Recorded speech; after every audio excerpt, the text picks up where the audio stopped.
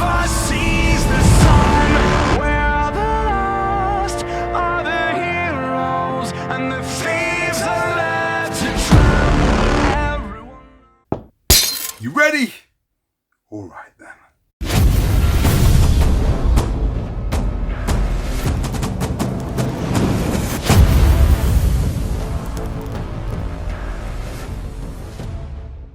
What's going on, people? It's your boy Brass Tux in this bitch. You already know.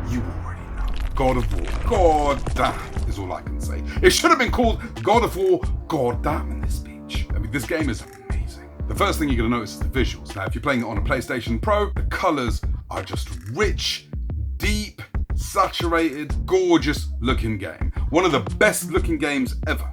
That's saying something. I think Horizon Zero Dawn looks amazing, and I think this does too. They're kind of neck and neck. And you know what? I'm not gonna lie to you. I was a little bit concerned when I saw the trailers initially, thinking this isn't the God of War I know. Once I started playing, this is God of War with a heart.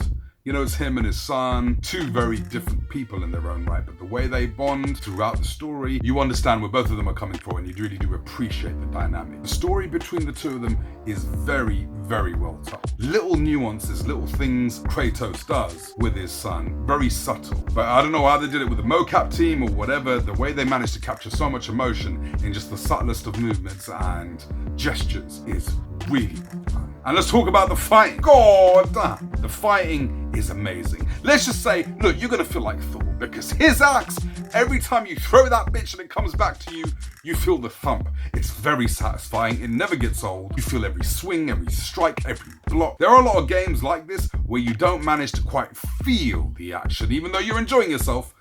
You don't feel it, but with this, you really, really do. There are some tricky puzzles in this, which is gonna make you think, but it just adds to the game. Don't even get me started on boss battles. Boss battles! The first boss battle, the stranger, I died so many times in that bitch. I wasn't ready. And that's just the tip of the iceberg. The boss battles are epic in nature. That one boss battle is the best boss battle I've ever played. That's saying something. My friend and I, about 25-ish, maybe 26 hours to complete, and there's so much to collect. Armor, little trinkets, things you pick up along the way, which upgrade your health, upgrade your armor.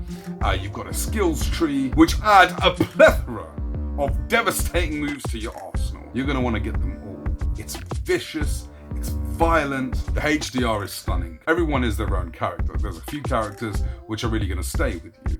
The general consensus is that this is an amazing game. It's a masterpiece, and it is. It's such a big, huge world for you to explore. And I do recommend when you play it, you do explore it, because you're gonna miss a lot of stuff.